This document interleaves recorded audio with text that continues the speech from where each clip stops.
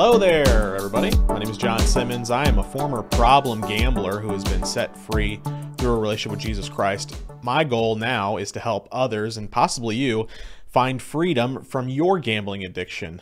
Yeah, that's right. I'm betting your life is worth more than you know.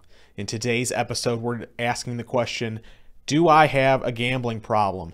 This is a question that I personally didn't want to answer for a long time, and when I remember it being approached to me for the first time and someone said, John, I think you have a gambling problem, I remember saying, well, if I was winning, I wouldn't have a problem, would I? It's only that when you're losing and you don't have the money in the bank and you're going through the struggles that come with having a severe gambling addiction, like no money, depression, frustration, anger, the inability to quit, the inability to stop, all those things weighing on your shoulders. But for some of us, when we finally reach that end of that road, or the end of ourselves, where we finally ask, do I have a problem? This video is hopefully going to help you understand whether or not you're in a place in your life where you have a problem and you need to get help. And these series of videos and their support and recovery classes and counseling and meetings that can help you. And so let's ask the questions first, and then let's figure out, if we do have a gambling problem, what do we do next? So if this is you, we're going to talk about it. And it was me. So I sat in the seat, I answered these same questions, and I had to answer affirmative to many of them. So I know what it's like to sort of be asked these questions for the first time. So let's get into it, all right? Today we're looking at the 20 questions. This is a quiz basically that is handed out by Gamblers Anonymous. This is inside their book. It's also on their website. These are 20 questions that you can ask yourself, or usually counselors will ask someone to determine whether or not a person has a gambling problem. The first time I took this quiz, I remember I was in a rehab facility here in St. Louis, where I'm from, and I had called the 888 bets off number that was associated, the government-run program that was associated with the casinos here in Missouri. So I'd called that number. They had set me up an appointment to talk to a counselor. It was a free, because I didn't have no money, so I had a free session with this counselor, and at this very first meeting with my counselor, he brought out this little pamphlet and he started just asking me questions, and we went top down, and at the end of it, he's like, yes, you have a gambling problem. And so this is how I determined that I had a gambling problem. And so I thought it would be a good place for other people to start. If you haven't had a free counseling session, if you've never been to a GA meeting, if you've never looked at different websites to try and discover if you had a problem, or you're just sort of dipping your toes in the water, you've been doing something wrong, it's sort of been burning at your heart to get help, and you're not really sure how to stop. So hopefully these questions will be able to bring some light into the world that we're living in. So right on the top here, number one, did you ever lose time from work or school due to gambling? That's a yes or no question. All these questions are yes or no. I remember for me, losing work time was easy. I would call into work so that I could go to the casino. This was a very common thing for me to do. I didn't start gambling while I was in school. I started gambling afterwards, but had I been in school, I know I would have skipped classes and done other things too to feed my addiction. Number two, has gambling ever made your home life unhappy? Yeah, for me, that's an easy question. I was obviously falling into a deep depression as I continued to gamble, and I had a relationship with a longtime girlfriend that got broken off, and things ended poorly. I had relationships with a good friend of mine who lived with me, and we had a falling out because of the financial situation with our rent.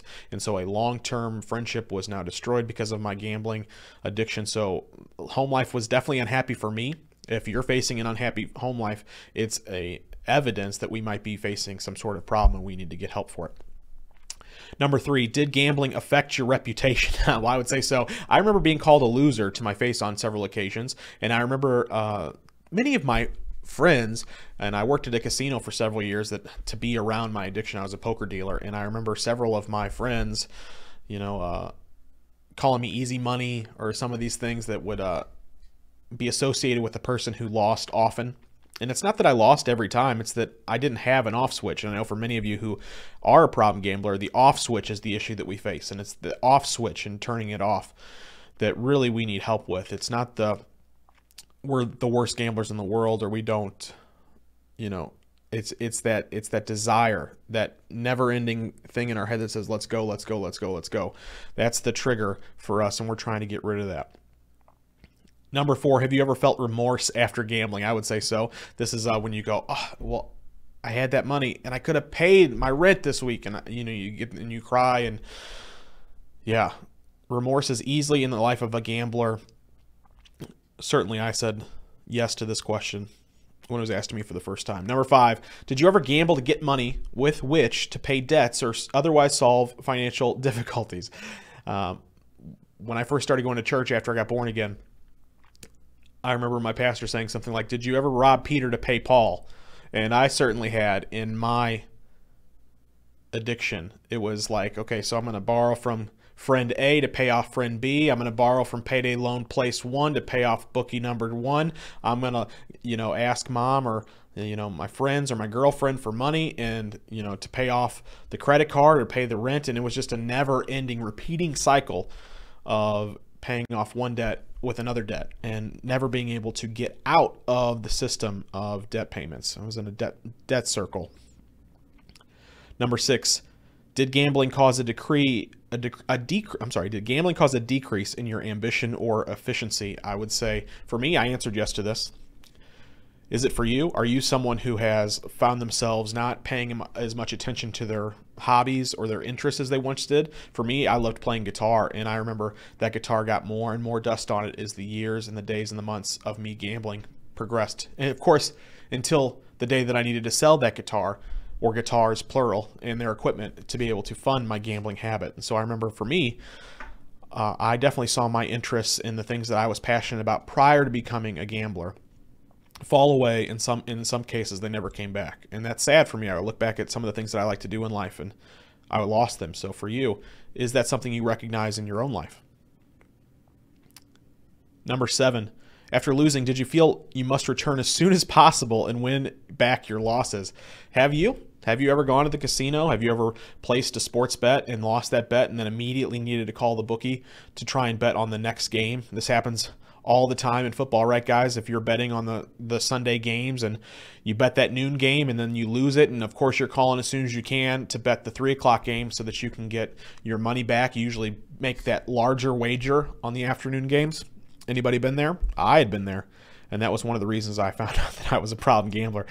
And again, this is not to be, I'm not here to make fun of our situations, and I'm not here to make you feel guilty or shame you in any way. I'm here because I've done the same thing. I want you to get help. We're trying to recognize if we have a problem or not. We're trying to recognize the habits that we have as addicts that we need to look at and say, okay, how do we get away from these things? How do we move on in our lives? How do we find hope for our future?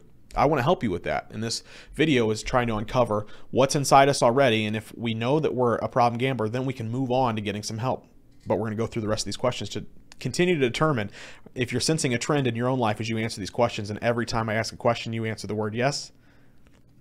Maybe you're like I was and you were facing some sort of gambling addiction. Number 8, after a win, did you have a strong urge to return and win more? It's the same thing as if you lose and you want to bet again, right? I think it's even stronger when you win because that money burns a hole in your pocket, as my mom used to once tell me about my problem. The idea of having won some money, no matter the amount, and thinking, okay, well, I can go and get more now. I can play longer. That was the thing for me. It wasn't always what the amount of money in my pocket was. It was the length of time that I was able to gamble. I would rather stay at the casino all day and play a lower limit as long as I got to play all day, as opposed to playing a higher limit for a short amount of time, win or lose. So the idea of longevity for me was one of the things that I wanted to go back. And of course, if you're winning money, as this question asks us, do you want to go back? That allows you to continue to keep playing. Number 9, did you often gamble until all your money was gone? Yes, that was a yes for me as well. Is it a yes for you? Do you stay until all the money in your wallet's gone? Do you drain that debit card? Do you go to that ATM 3 or 4 times and you're like, this is all I'm taking today. I'm only taking $100 up there today. I'm only going to put $100 in my account online. I'm only going to do this. And you talk yourself into this. Only, I've got $600 in the bank and I'm going to use that for my rent and I'm going to put $50 in there. And I'm using these numbers as a reference, but the idea that you can stop what you're doing after you've lost a set amount is not something that a problem gambler is able to usually do. So if you set those marks for yourself and you continually not miss them and you continually go back to the bank card or you continually go back into your pocket to find some more cash to put on the table, that's an indication of a gambling problem. Number 10, did you ever borrow to finance your gambling? Yes, for me, I borrowed from everybody. Friends, family, neighbors, strangers, it did not matter to me. I remember not even being worried about getting home. I went on a trip to Tunica one time to Mississippi to play cards, and I had lost every dollar in my pocket. And instead of going, and I had a 4 or 5 hour drive home, and I had no gas in the car. And I remember instead of going to, just trying to drive home or finding somebody to loan me $20 so I can get a full tank of gas and get home, I asked someone to borrow money to go play cards some more, and I lost all that money. And then I tried driving home without any money in my pocket on an empty tank of gas, and I had to float a bad check along the way at a gas station just to get myself home. And that was just, a miserable feeling. Something many of you may be able to put yourselves in my shoes and know that you've done similar things. And man, I'm so glad now, after finding freedom from my addiction, that I don't have moments like that in my life. And that's why I make videos like this, and it's why I want to encourage you that God has a plan for your life. You do not have to live like this anymore. If you're answering yes to a lot of these questions, it's okay. We can get through this. Your life can look better than it's ever looked before. I'm going to help you, and others are going to help you, and people are going to support and come beside you. And we're going to, just believe that this is not your worst days in front of you. Your best days are ahead of you. And we're going to keep going down these questions. Number 12. No, I'm sorry. Number 11. Nope. Thanks for being with me, guys. Number 12. Were you reluctant to use gambling money for normal expenditures? Were you going to take gambling money and do it with something else? Of course not. I wouldn't go out to eat. I wouldn't go out to do things. If I knew I had money to gamble, that money was sacred to me. If I had $300, I didn't want to lose $5 of it to go buy lunch. I didn't want to take 50 of it to pay for my water bill and then take the other 250 up there. I wanted to take the 300 up there, make it 600, and then take $50 and go pay the water bill. That was a common occurrence for me. What about you? Number 13. Did gambling make you careless of the welfare of yourself and your family? Yes. For me, it was a big thing happened in my life is when I started gambling all the time, and I became so depressed and frustrated with the amount of money that I had lost and the bankruptcy that I had to file and the relationships that I was broken. I remember here's a picture of me when I was in the midst of my addiction. This is me at the racetrack. Now, I didn't even have a huge racetrack addiction. It's not like I was going to bet the ponies. I was a big poker player and I bet a lot of sports, but we went up there and you can see the sort of the sadness. You can see that I don't have that happy look on my face anymore. I didn't have a beard, drinking my beer and smoking my cigarettes, things I don't do anymore either. And I remember over time, I just continued to drink and eat and just stay at home all the time and try and hide myself from the outside of the world because I was so ashamed of my gambling addiction that I put on a ton of weight. Over 100 pounds I put on in the midst of my gambling addiction. There's a picture of me, my first trip to the casino. I was 21 years old. Look how skinny and naive I was. I had no idea. This picture was taken my very first trip to Las Vegas on my 21st birthday. And I had no idea that I was about to travel on a road of hardship for the next decade that eventually led me to cry out to Jesus and ask him for help. And he provided that help for me, and now I live a life of hope and excitement, and I have an expectant future, and I have jobs and a family and kids I never would have thought I would have had, and I'm able to do that because of my relationship with Jesus. Question number 14. Did you ever gamble longer than you had planned? Well, why? What do you think? I mean, for any of us who have a gambling problem, I got to go home by 10. I got to wake up in the morning. I got to go to my job. I got to be out of here no later than 3 o'clock because I got to go pick the kids up from school, or I got that meeting I got to go to. Have you ever missed a meeting? Have you ever been late to pick someone up? Have you ever been late to a job, late to anything? Or just, like a doctor's appointment, had to cancel a doctor's appointment because you were at the casino and didn't want to stop. Maybe you had some money, built up and you wanted to stay at that hot machine, or, you had a big stack of chips and you want to stay there at the table and let everybody see you with all the chips in front of you. These are questions that for some people who gamble aren't difficult to answer because they don't have these problems. But for the some of us that do have a gambling problem, these are the questions that have been designed for us to be able to identify the issues in our heart. And therefore, if we have these problems, we can seek help for them. And we're going to come to that in just a minute after we finish this 20-question quiz. Number 15, have you ever gambled to escape worry, trouble, boredom, loneliness, grief, or loss?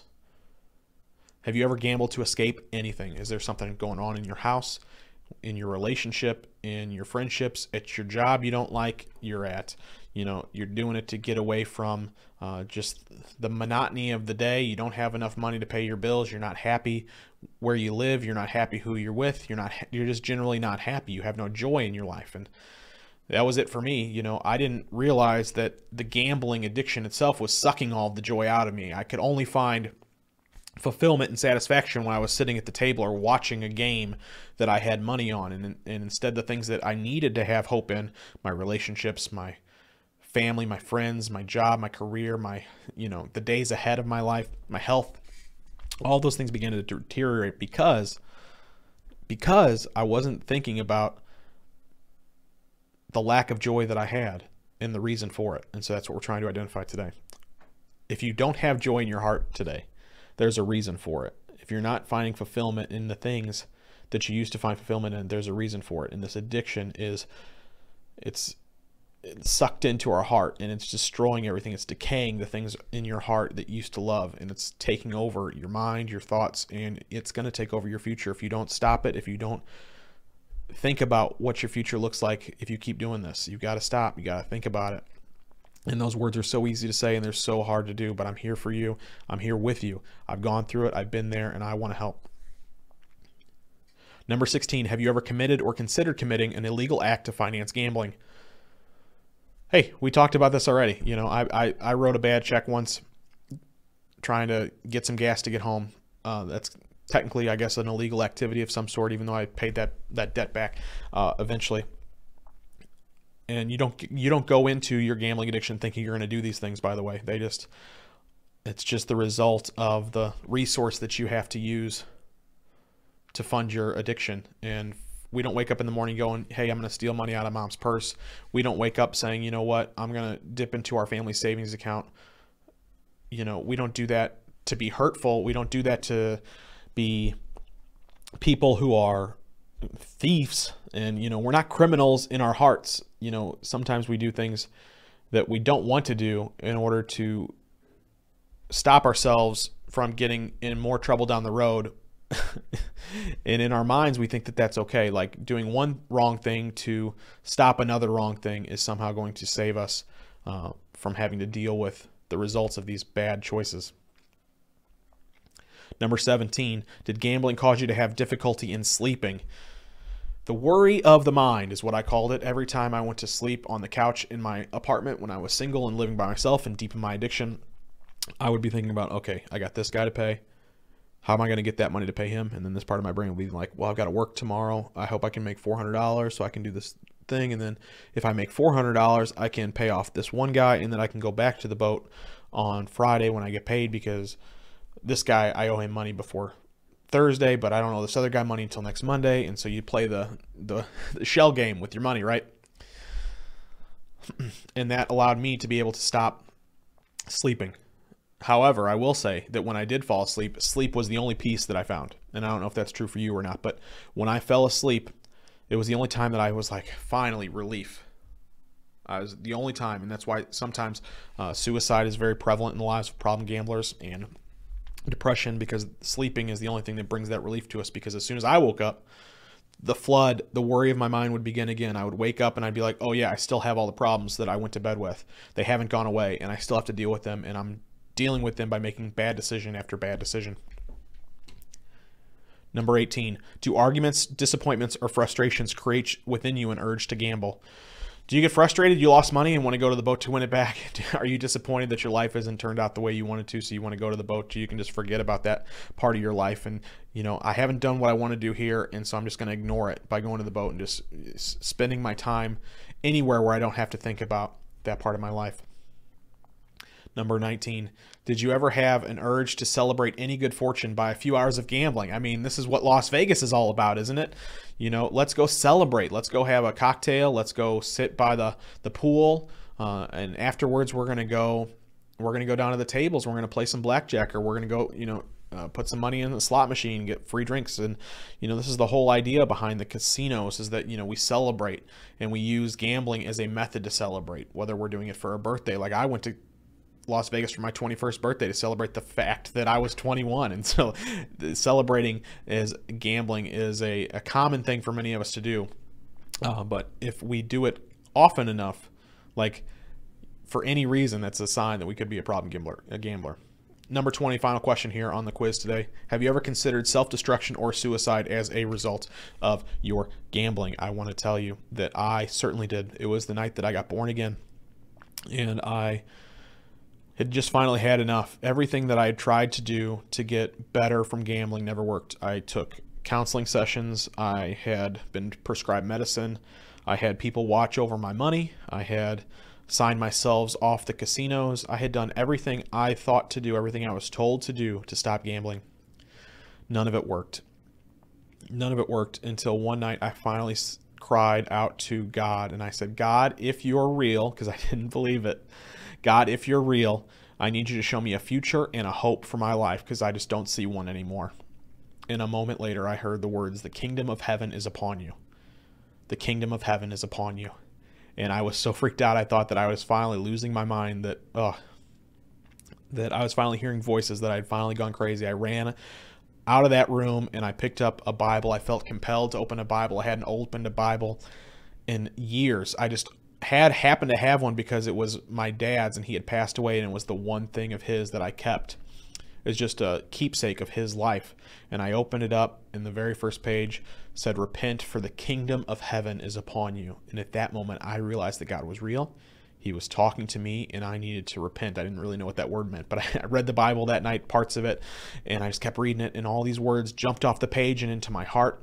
Words that everybody said, the Bible's hard to understand, you don't get it, and I was getting it. I was like, oh my goodness, this guy Jesus died for my sins, and he just wants me to, ask for forgiveness, and he wants me to recognize that I've done something wrong.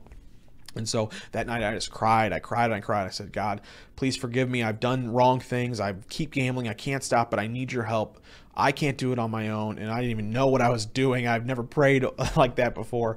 But in that moment, I felt like God was going to be with me. And a few short months later, I was completely free of my addiction, and I've been living a life for Jesus ever since. He's transformed my life in ways I can't even begin to explain in this video. 180-degree shift from where I was to where I am today, and I want to continue to help someone like you. If you're facing gambling problems, if you've answered yes to these 20 questions, if you've said, hey, yeah, I have a gambling problem, I am a compulsive gambler because I've answered yes to so many of these questions, I want to be able to help you today. So if that's you and you want to say, okay, John, I need help, I want you to head over to bettingyourlife.com. This is our website. We have many videos that we're creating and we're putting up on this website. You can also join our Facebook support group. This is the thing we just started. It's very small right now, but we're hoping that it grows in function, and we want to be able to invite you to it. It is bettingyourlife.com. It's on Facebook. Just search for Betting Your Life. Faith-based support and recovery group. We want to encourage you, if you need a resource to help get done gambling, you can buy my book, Finding Faith, or God Has Sentence for His Life. It's like a couple dollars on Amazon right now, so it's a good bargain. If you don't have the money, just reach out to me, email me, info@testimonyhouse.org. I will send you a free copy of this book. I don't want money to be a hindrance to being able to see you find the hope in Jesus and a freedom from your addiction that God wants for your life. Finally, before we leave here today, I want to encourage anybody who needs serious help and you feel like, okay, yes, I've answered yes to all these questions and I need help bad, to go over to the Gamblers Anonymous website. It is, hold on, I'm trying to pull it up here. gamblersanonymous.org. They have, if you can see here on the screen, virtual meetings, and I'm going to put a link to the meetings in the description of this video. If your state is not on this list, I'm in Missouri. They have meetings you can get into right away. If you're in Missouri like me, you can call 1-888-BETS-OFF. There are state-run programs across the country that help with this. If you're overseas, I'm sure there are similar programs, counseling sessions. Do a Google search, find someone who does gambling, addiction, or compulsive gambling support and recovery or counseling. Many of these services are offered for free, so you can get them without any cost to you. I want to encourage you to get them. My recommendation is to find a counselor, get in a support group, surround yourself with people who are not gambling. You need to get away from the people who encourage you to gamble. Even if it's for just a brief period of time, you need to stop spending time with those people because they're whether they mean to or not, they are influencing your behavior. Ultimately, I know that God has a plan and a purpose for your life. I believe that finding Christ is the ultimate way for any of us to find freedom from addiction.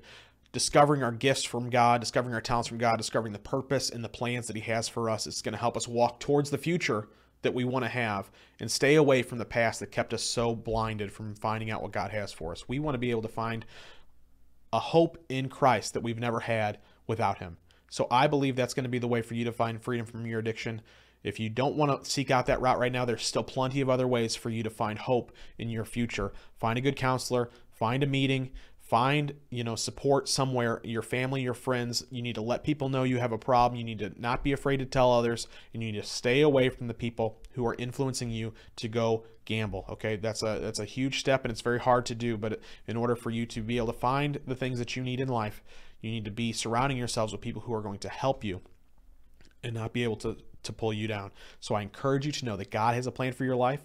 And even if you don't believe in Him, I know that He still does believe in you, and He loves you, and He cares for you, and you can break free of this addiction. I know it because I've done it.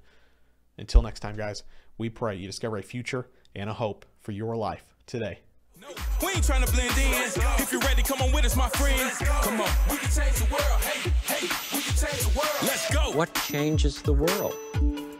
The only thing that ever really changes the world is when somebody gets the idea that love can abound and can be shared